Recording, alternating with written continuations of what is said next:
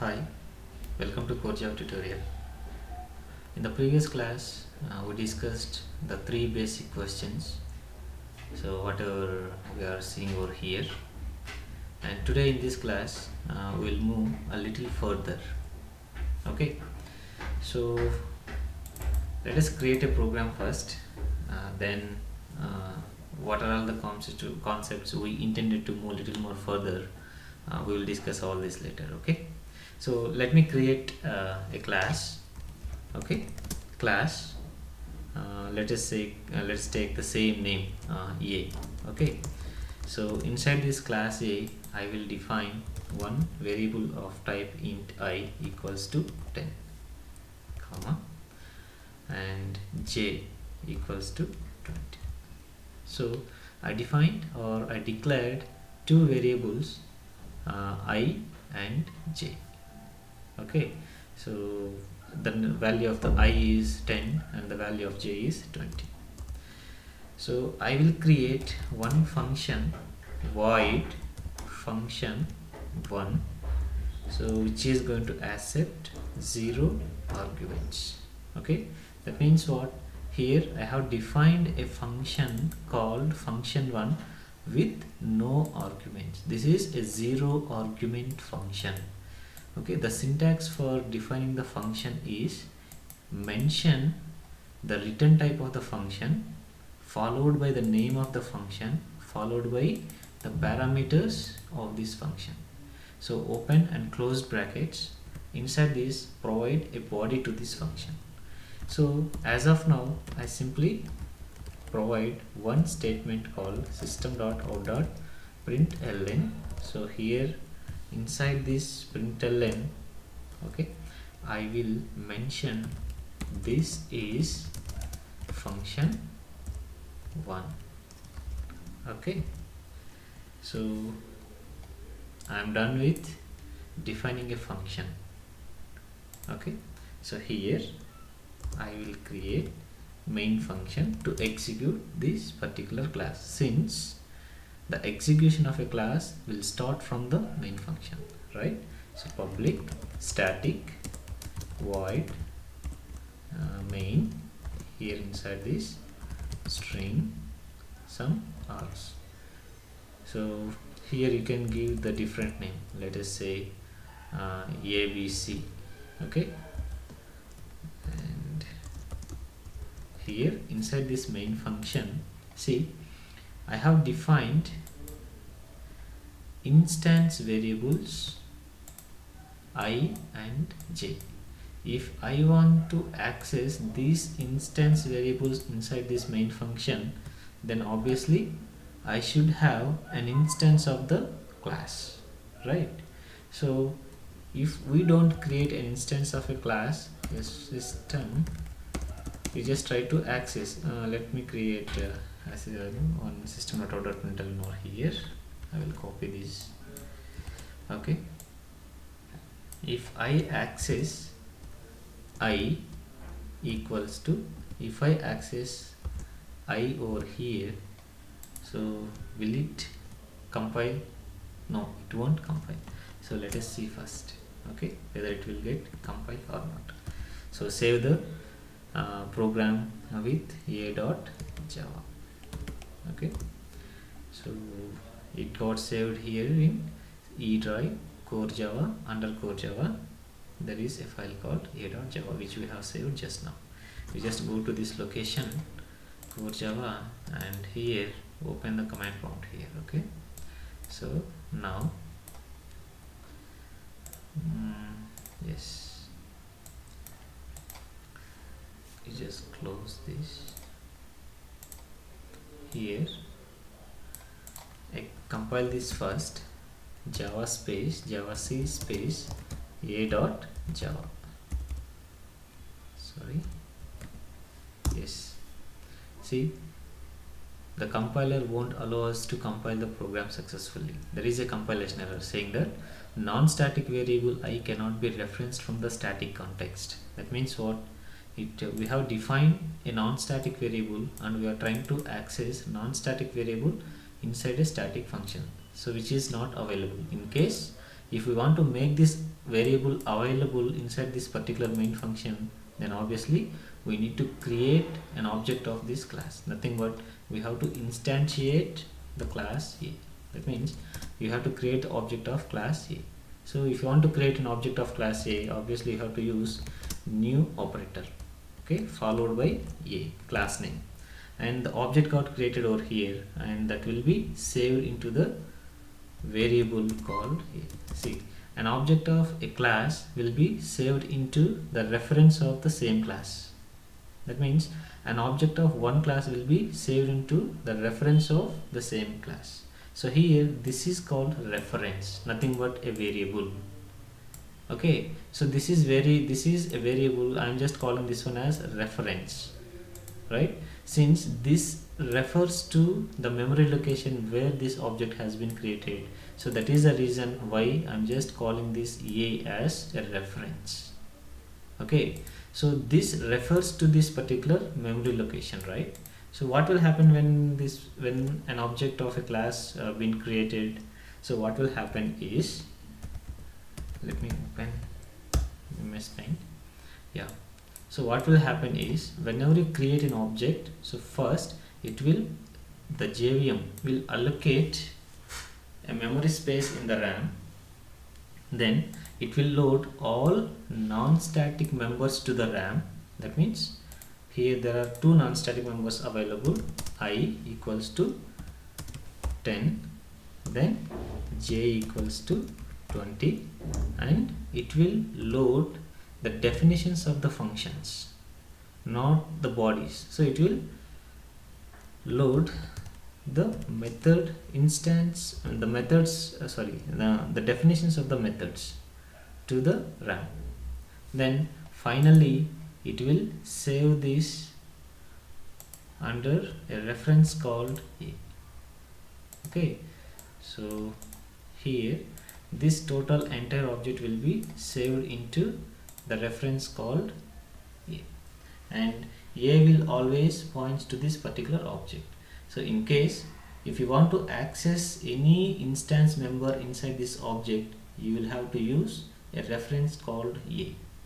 Okay, so here, since whenever once this particular line has been executed, then obviously all the instance members will be available in the object, and that will be pointed by this reference. That means here all this will be available inside an object, and that will be accessed through the reference called A.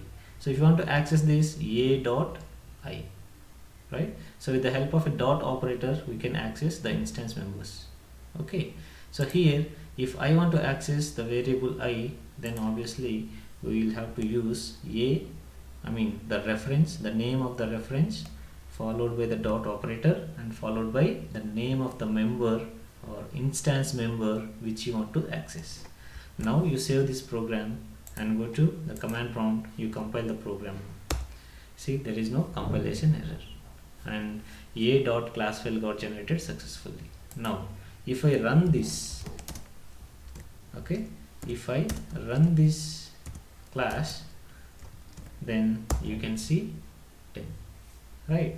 In the same way how we have accessed A and the variable I here, in the same way we can access the variable j also, right? So here, yes, here you can specify j. Okay, now you can see the output 10 and 20, right? Now you come here and compile the class and execute the class. You can see I equals 10 and j equals to 10. Fine. And the next one. So I have one more function defined here. How can I access this function, right? So if you want to access a member, just forget about whether it is a member or a variable, whether it is a function or a variable, you just consider it as a member. Okay, instance members, right? How many instance members available here? There are 3 instance members available, 2 instance variables and 1 instance function. That means non-static functions. right? So if you want to access this function one, obviously where this function is available, this function is available in an object, so which is referred with the reference a, right? So this function one is available inside this object, so the address of the index of this object has been saved into the variable called a here, and if you want to access anything in this object, you will have to use the reference a, right? So here the way how we have accessed the I over here, in the same way if you want to access these functions, you have to use the same reference. See here, a dot fun function 1. So if you access a variable here, I'm sorry, if you access a function, that means what? This is nothing but you are calling this function, right? You are accessing this function in the sense what will you are accessing the function in the sense, obviously whenever the control will come here, this control will identify, I mean the JVM will try to identify function 1 inside this particular dot class file.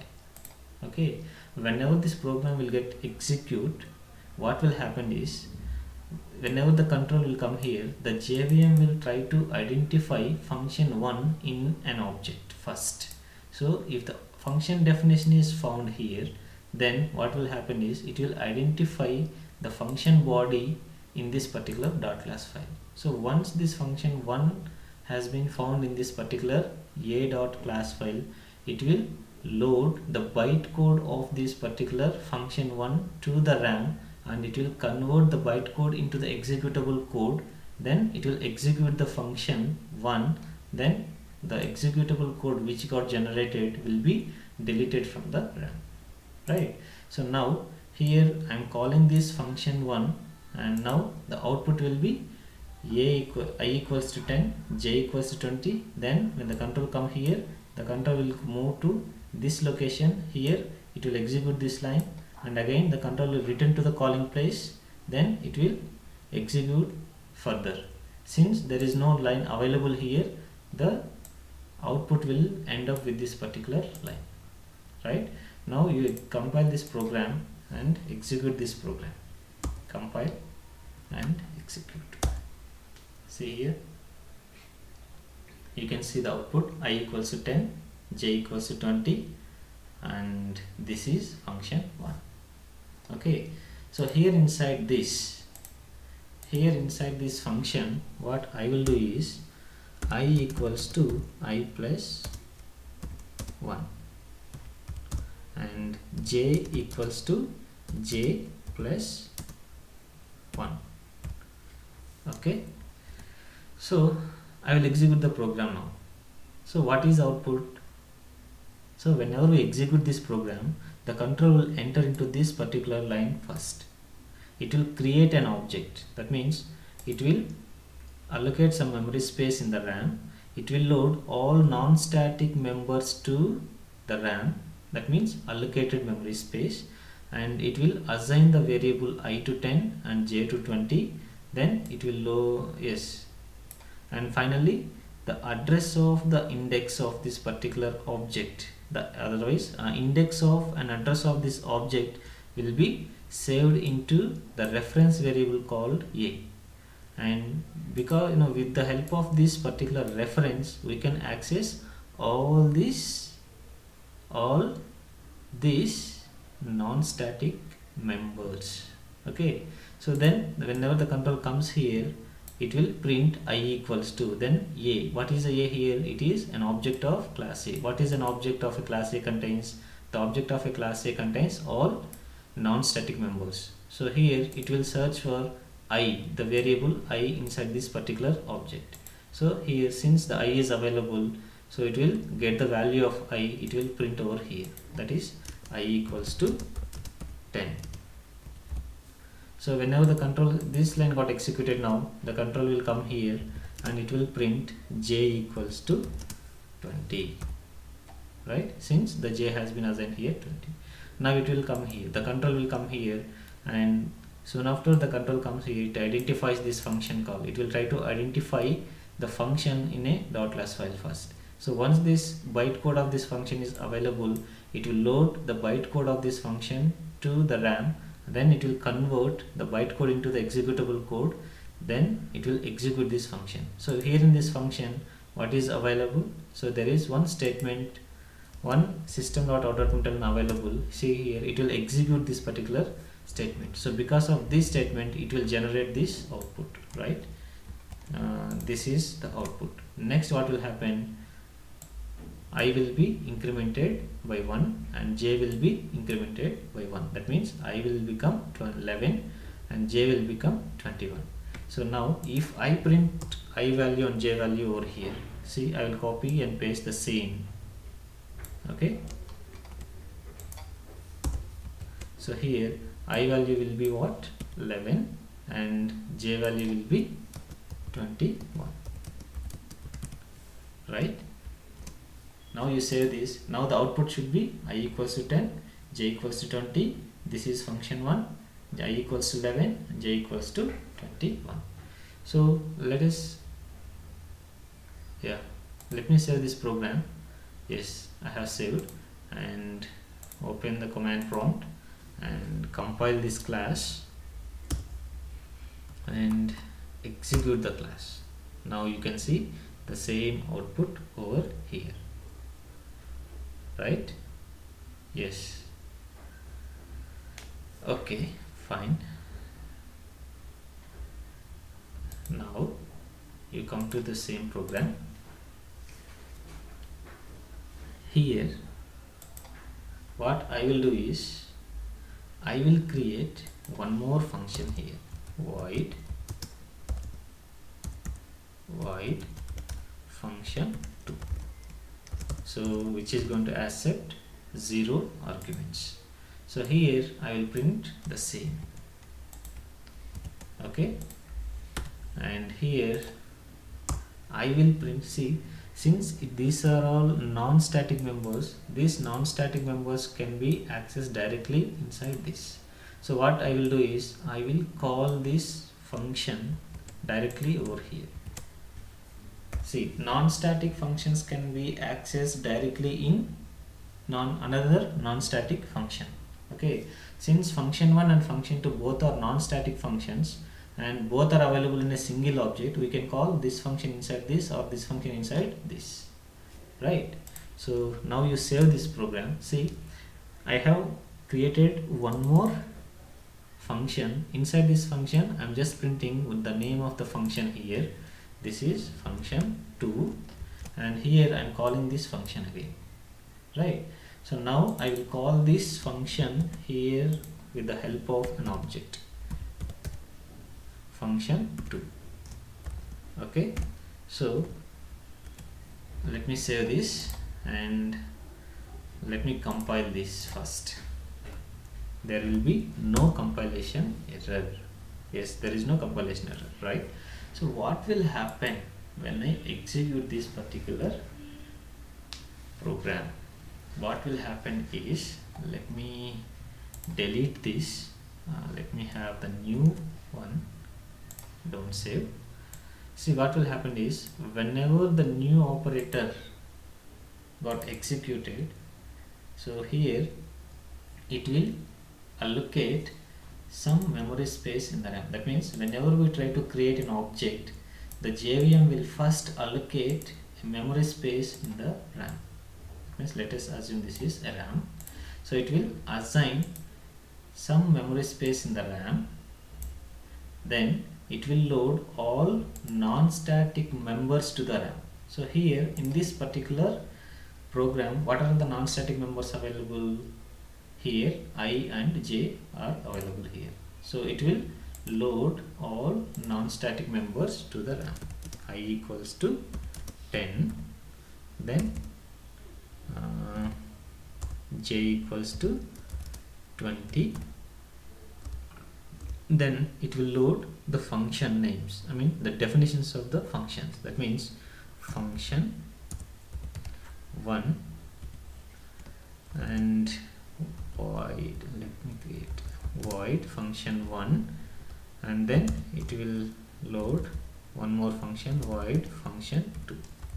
Since these two functions are available in a same memory location, we can call this function inside this or the function 2 inside function 1, and these variables can be accessed anywhere inside this particular object. That means if you want to access this variable inside this function, you can access. If you want to access this inside this, you can access. At the same time, the same case will be applicable for this function also. That means these two variables can be accessed inside this particular function. Okay, but these two variables, these members cannot be accessed inside a static members, right, as a static functions, because these instance or non-static members are not available in the static context, right? That means something is happening in the background. That means some other, there will be some place where exactly the static members will get loaded. That is different from this particular object, right? So that is only the reason. See, if static members and instance members both are saving in a same location, it would not give us a compilation error, since the static variables are getting loaded to some location and non-static members are getting loaded to some other location. So because of this one, so if you try to access the non-static members inside the static members directly, it is not allowing, right? So we will discuss that later when we discussed about a keyword called static in Java. Okay, so as of now, so we just remember that all these non-static members will be loaded to the object of a class. Since all these non-static members are available at the same location, we can access any member anywhere inside this particular object. So that is the reason why we are accessing this function 1 inside this function, this function 1 inside function 2. Okay, so since there is no compilation error, so whenever you execute this particular program, it will load all non-static members to the RAM first, then it will assign the index of address of index of address of an object to this particular reference. That means it will save index of an address of an object inside a variable called A. So this is called a reference variable. Okay, so here it will be saved. Okay, now if you want to access any non-static functions which are there inside this particular object, we will have to use the reference called A. So with the help of a reference, we can access all the non-static members which are there inside this particular object. Okay, so now if we come here, so it will, when the control comes into this particular line, so here it will check a dot I. See here, a dot I, in the sense what, it is 10, so it will display as 10. Then a dot j, then what is the value of j? A dot j, that means it will display the value of the j, that means here it is 20. So whenever the control comes here, it will call the function 1 which are there in this particular object. So here the function definition is available. So what will happen is, so it will identify the bytecode of this function in a .class file, and it will load that particular bytecode of this particular function to the RAM, and it will convert the bytecode into the executable code, then it will execute the function. So because of this execution of this function, what is the code available here inside this? Here this is the code available, right? So whenever the control goes here, it will execute this particular line. That means here we can see the output here, right? So whenever the control comes here, it will increment the value of I by 1. The same here, the value of j by 1. That means here it will become 10, 11, and here it is 21. Okay, yes, come here, and here the value of I become 11.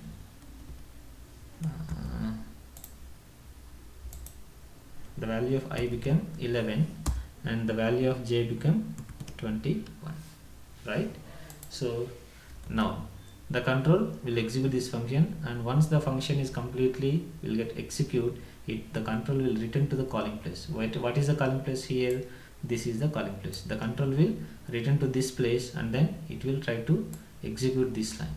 Yes, the control will come to this line, it will execute this and it will print the value of I. The value of I is now 11, right? So it will print 11 here and then it will print 21 here, since the value of j is 21. So then again we are calling function 2, right? So function 2 in the sense what? Again the control will go here. Here it will print this line, right? Here it will print this line, then it will execute, it will call again the function 1. The control will go here again. So here it will print this line. Okay, here it will print this line.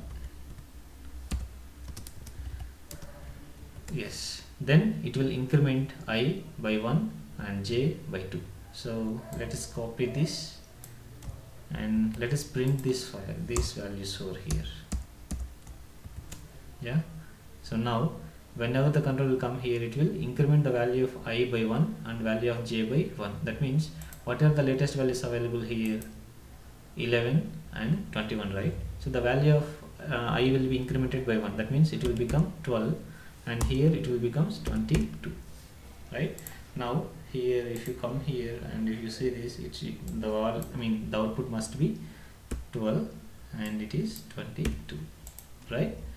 Okay, fine. So this is what will happen whenever you execute this program, right? So theoretically we have discussed what will happen, right? So let us execute this program to demonstrate whatever we have discussed is correct or not, right? Yes, you come here and compile this. Before that, clear the screen and java c space, what is that, a dot java, enter, then java space a, right? Now you see here the first line is I equals to 20 and second line is I equal to 10 and second line is j equal to 20 and this is function 1. Yeah, here also this is function 1 and here it is I equals to 11, here it is 11, j equals to 21, yes, j equals to 21, then this is function 2, then this is function 2, then this is function 1, here also function 1 and the value of I is 12 and value of j is 22, right? So this is what will happen whenever we compile and execute the program, right? Okay, fine. Today in this tutorial we have discussed defining a functions and defining the variables and incrementing the, accessing the variables inside a functions and accessing non-static functions inside a non-static functions and accessing all these instance variables inside a static functions. Okay, so we have discussed all, right? So here we need to discuss more here about this void. What is this void? So this void represents the return type of the function. Okay, so here void is nothing, void is not a return type, the function void in the sense nothing. Okay, here void is a return type. That means what? The void in the sense nothing. See here, by declaring this function like this, we are saying to the Java compiler that this function returns nothing. Okay, so that is the reason we are not saving this one at the time of calling this function. If it would have returned some value, we would have saved into this into some variable depending upon the requirement. So here we have defined a function called function 1. So with the return type void, that means this function is not returning anything. Okay, then if you want to define a function with return type, that means let us say create one more function here. So the name of the function is function, let us say add. Okay, I have defined a function with the name add. So the function I'm going to, in this function I am going to define two arguments of type int x comma int y. Okay, so here I have, okay, let us define the return type as void first. Later on we will move to the different return types. Okay, so void is one of the return types. Okay, so let us create a function with return type void, and the name of the function is add, and this function is going to accept two arguments, okay, and which are of type int. And here the functionality of this function is, or the purpose of the function is to add, or to add the values passed over here, right? So here if you want to add the values, then obviously you have to use plus operator, x plus, right, x plus y, and the resultant I'm going to save into the variable called z. So I am adding both the values and I am saving the result into this variable z, and finally I am printing the result of the addition here. Okay, here I will print result, okay, plus,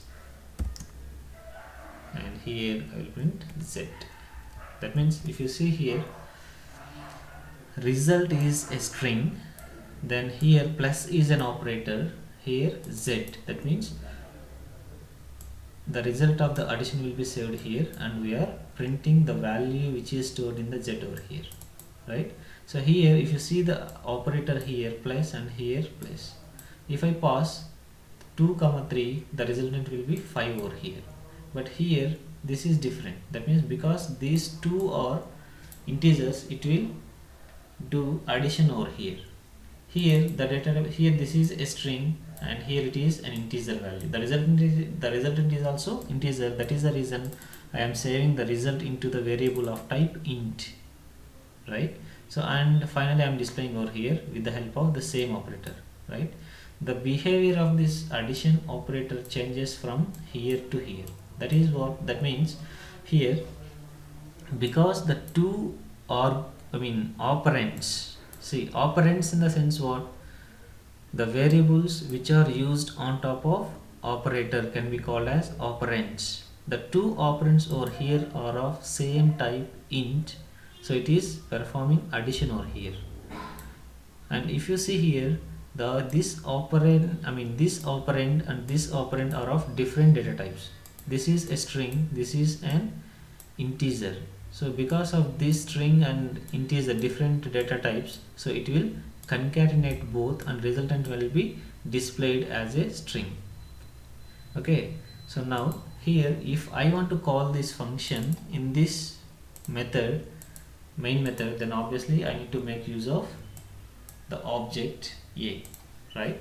So here with the help of object created already, I will call that particular function called a. Okay, so a dot, okay, a, you just mention the name of the method, and you just, since this method has been defined in such a way that it will accept two integers as an argument, we will have to pass, while calling this method, we have to pass two values of type integers, right? So here I will pass 2 comma 3. So then what will happen when we execute this program?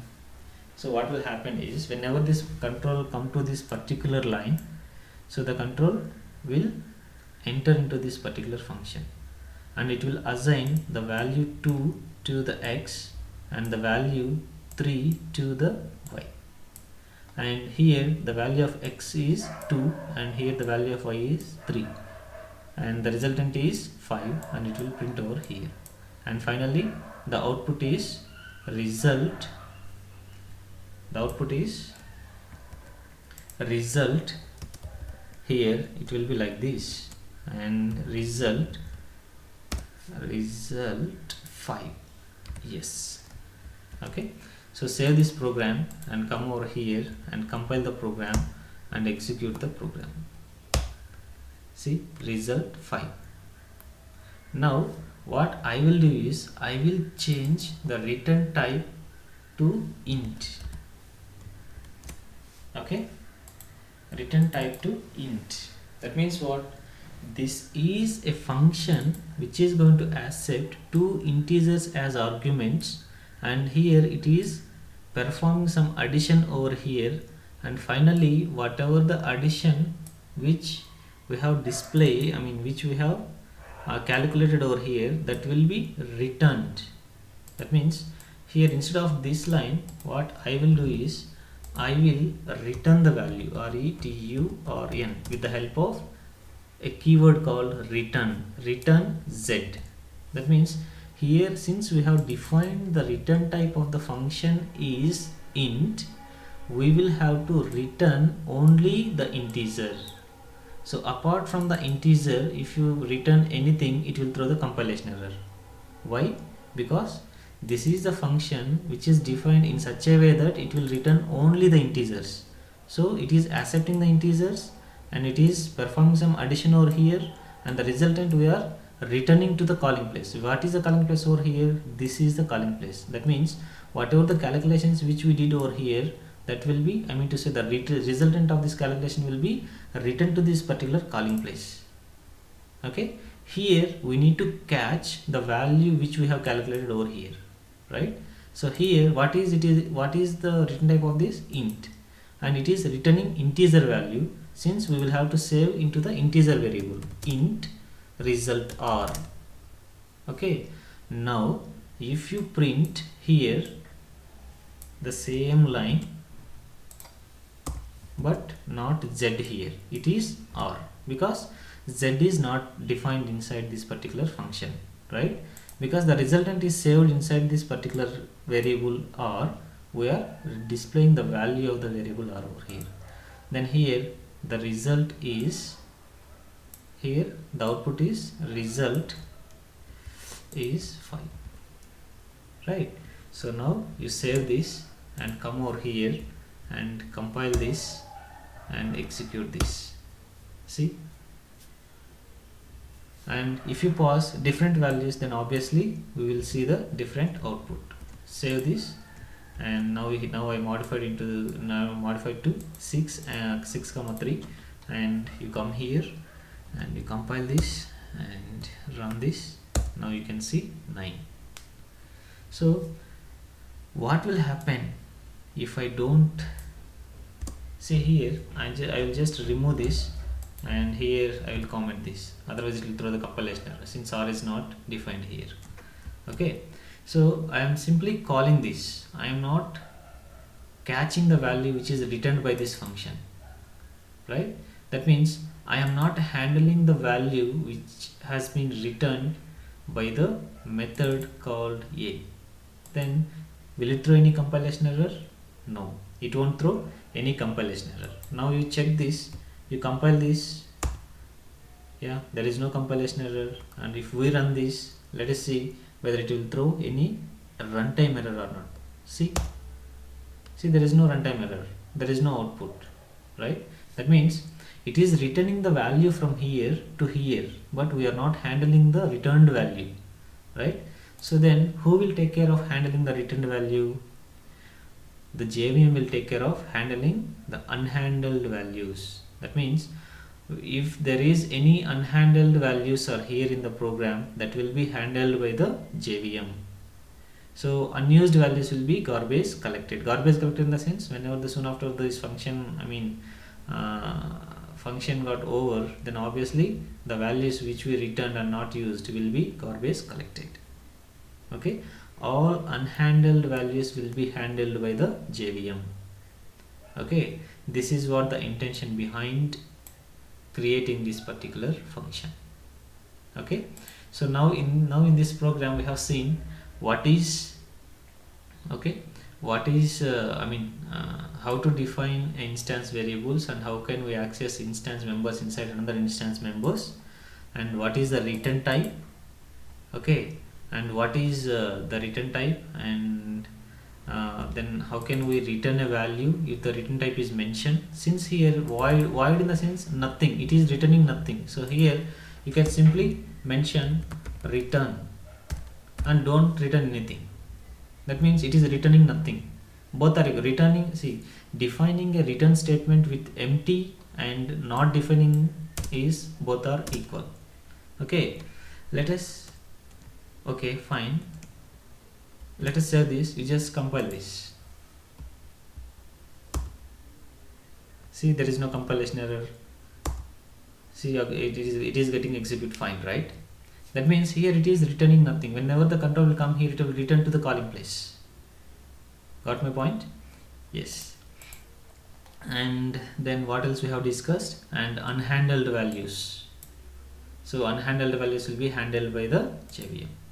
So again, let us discuss what will happen when we execute this particular line, when we execute or when we create an object. Whenever we create an object, then what will happen in the background is it will allocate some memory space in the RAM, and it will load all non-static members to the RAM. Then the index of address of this object will be saved into the reference called A, since we have defined A over here. And through this reference we can access all these non-static functions. Okay, and one more point here. What are all, yes, let me complete this first. Okay, so once these particular instance members are available in this particular object, then we can access all these instance variables, right? So since this the object itself is available inside this particular static function, so we can access all these values here. Okay. Okay, here one more thing. What object of any class contains? Okay, so one more question over here, that object, what does an object of a class contains, right? An object of a class contains only data. Apart from that, object of a class contains anything else. Object of a class contains only data. Apart from that, it does not contains anything. Okay, what is a state of an object? Okay, a state of an object, nothing but the values present inside that particular object is called state of an object. Okay, so what is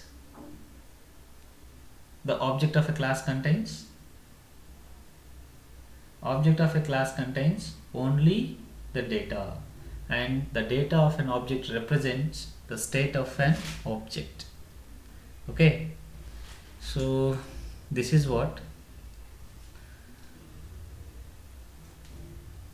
a small discussion about the instance members and creating the object, defining the functions with 0 arguments, defining the functions with the arguments, and defining the functions or instance functions with the return types.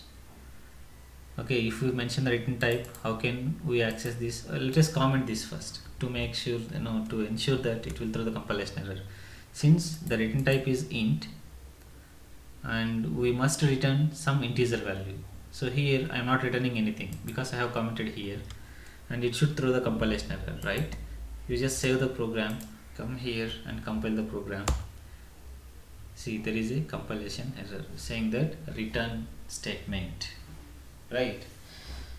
So if the return type of a function is mentioned, then obviously we will have to return the value of the same type. Okay, since here it is integer, we are returning integer. Okay, So it is our responsibility that we need to handle the values. In case if you don't want to handle the values, that will be handled by the JVM. That means all unhandled values will be handled by the JVM. Okay, fine. What is this int? It comes under the data types, right? What is this here? String.